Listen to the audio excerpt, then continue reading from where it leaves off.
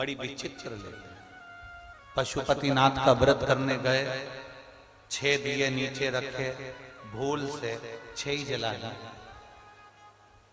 पशुपतिनाथ का व्रत करने गए, मालूम पड़ा घर में माचिस छूट गई और मंदिर में माचिस मांग कर अपने दिए को जला रहे हो, व्रत नहीं लग सकता,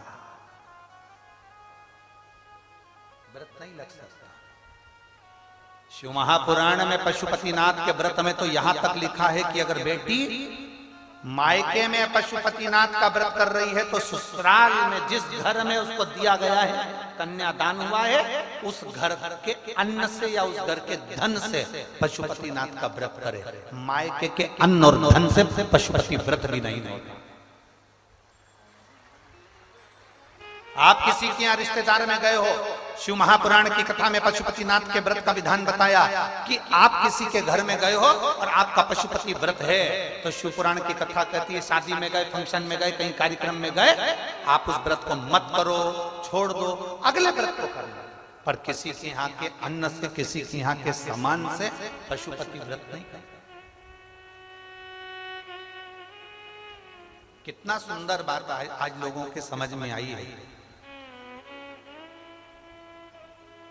क्या पहले तुम शंकर जी को मंदिर में जल नहीं चढ़ाते थे? बोलो जम के बोलो जरा, चढ़ाते थे कि नहीं चढ़ाते थे? जम के बोलो जरा, चढ़ाते थे। शिवरात्रि या सोमवार को शंकर के मंदिर जाते थे कि नहीं जाते थे? जाते थे। जल चढ़ाते थे, चढ़ाते थे। अब तुम जल चढ़ाते थे, मंदिर जाते थे, पूजन करते थे, आराधना करते थे, सब कुछ करते थे, फिर भोले बाबा क्यों नहीं सुनता था? और जब से तुमने शिव महापुराण की कथा सुनना चालू करी, 1 लोटा जल चढ़ाते हो और भोलेनाथ जी तुम्हारी सुन लेता है। उसका कारण क्या है? कारण क्या है?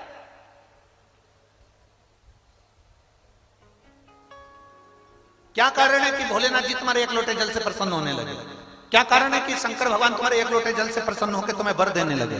क्या कारण है कि शंकर भगवान पे चढ़ी हुई बेलपत्र खाने से औषधि होने लगी? उसका कारण क्या? कारण केवल एक है।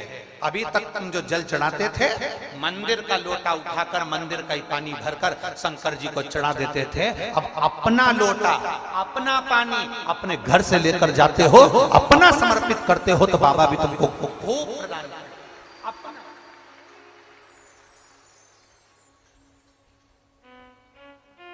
दे रहे हैं ना।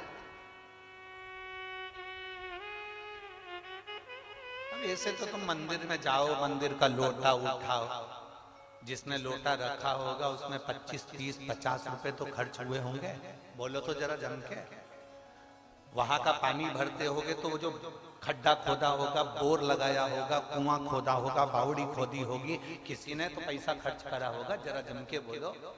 अब पानी भी किसी दूसरे का, लोटा भी किसी दूसरे का, और तुमने उठाया और ले जाके 2-4 लोटा टुंडेल दिया और सिर पे पल्लू लेके हर हर महादेव। महादेव समझ गए पक्की बेवकूफ बना रही है।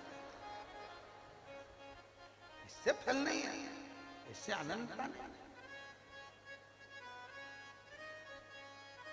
भगवान भी सोचेगा फिर आई गाय को, खा लिया, आ गई लोटा मंदिर का, बोलते जाओ जल्दी जल्दी, पानी मंदिर का, महादेव मंदिर का।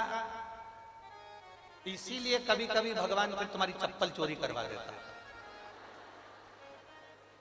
इसी चक्कर कि अरे यो कंजूसड़ी। भगवान भी कहता है कि अब जा, और जो मंदिर के बाहर गई उर्रा वाला, ए ताऊ, ए ताऊ। ताऊ बोले क्या? चप्पल कहां गई? तो ताऊ बोला मैं तेरा क्या नौकर, चप्पल देखूं तेरे, तू ढूंढ। नहीं मिली। 3 दिन तक डिप्रेशन में चली। अब नहीं जाऊंगा। सियोर वाले महाराज ने कहा था जल चढ़ाना, मुझे क्या मालूम था कोई मेरी चप्पल चुरा के ले जाएगा। सियोर वाले महाराज ने कहा था घर से लोटा लेकर जाना, पानी भर के ले जाना, शिव जी को चढ़ाना, भगवान देव अधिदेव महादेव कृपा करेगा। पर तू जल तो चढ़ा रही थी, पर तेरा ध्यान जल में नहीं था जो दरवाजे पे छोड़ के आई थी, उस पे ध्यान। ए मेरी जीजियों, सिरसा वाली, तारा बाबा की कुटिया में बैठ के कथा सुन रही हो, आसक्ति रखकर कथा बिल्कुल मत सुनो, एकदम अड़भंग। आज हम गोविंद जी से पूछ रहे थे, गोविंद जी आप शाम के समय यहाँ इतने शिव भक्त आए हैं, रात्रि को पंडाल में रुकते हैं, सब भजन गाते हैं, खूब झूमते हैं, खूब नाचते हैं। सिरसा वालों का सौभाग्य है, तुम जितने पुरुष दुकानों पर बैठते हैं, हम उनसे निवेदन करेंगे अगर तुम दिन में कथा में नहीं आ सकते तो रात में आकर इन शिव भक्तों का दर्शन जरूर करना। रात में आओ, शंकर के इन भक्तों का दर्शन करो। और जितनी भजन मंडलियां यहाँ पर रहती हो पूरे सिरसा में, माताएं ढोलक बजा बजा के, रात को आओ, 2 घंटा ढोलक मंजीरा बजा के बाबा के इन भक्तों के साथ भजन करो। डीजे वाले डीजे, बैंड वाले बैंड बजाओ, ढोल वाले ढोल बजाओ, क्योंकि ये शिव महापुराण की कथा कोई साधारण नहीं होती। जितने दिन तक शिव पुराण जिस जगह पर होती है उतने दिन तक मेरे 12 ज्योतिर्लिंग और कैलाश पर्वत वहां विराजमान रहते, विराजमान रहता उतने दिन तक। और तुम्हें 7 दिन में से 1 या 2 दिन मेरे भोलेनाथ तुमको ऐसा महसूस कराएंगे जैसे हल्की हल्की पानी की बूंदें गिर रही है, ठंड लग रही है, ऐसा लगेगा कोहरा गिर रहा है, बादल छाए हैं, ऐसा महसूस होगा जैसे हम कैलाश पर्वत की यात्रा कर रहे हैं, केदारेश्वर और केदारनाथ, और हम अमरनाथ जा रहे हैं। 7 दिन में दर्शन करा, 7 दिन लीला का दर्शन वो कराता है।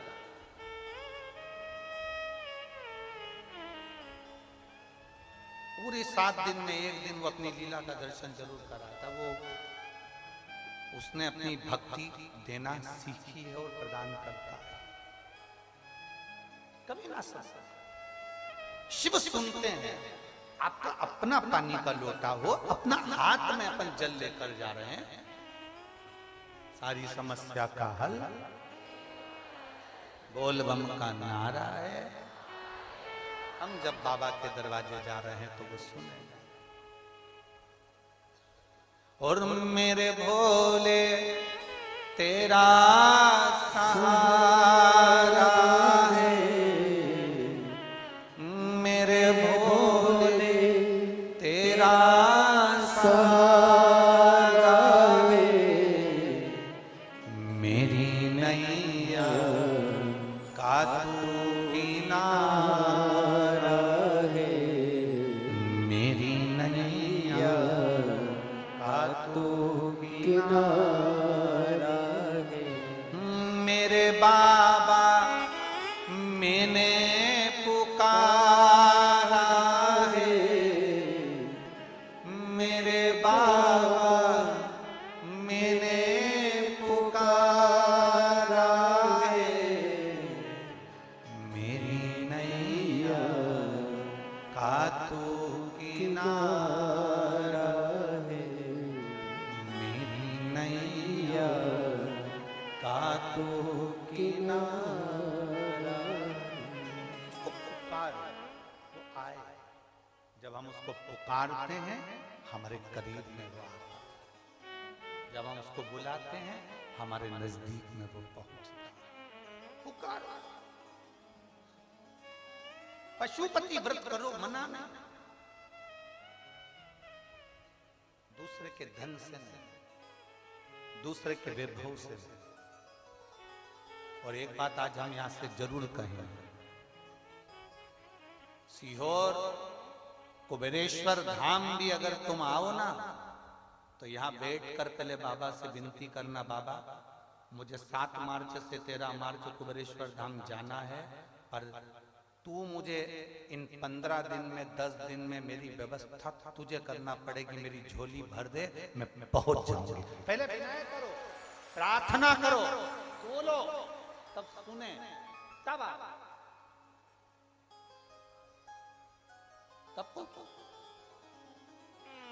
अब विनय तो करो, अब बोलो तो